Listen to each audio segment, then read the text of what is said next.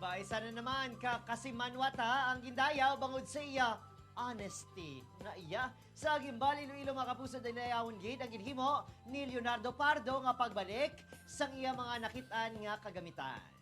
Nakita ni Pardo ang cellphone kag package pero wala siya nagduwa-duwa nga ibalik ini sa police station agud mapanawagan ang tag-iya. Gilayo naman ini nga gin-claim ni Apostolica Gayacoy sang Lukaban gimbal. Mga puso nalipay gid si Gayacoy nga may pareho pa ni Pardo sa subong nga panahon. Jutay na lang na.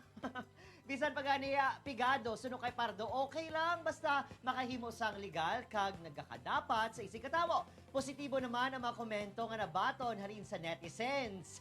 Sa post sang Gimbal Municipal Police Station, may angot dire.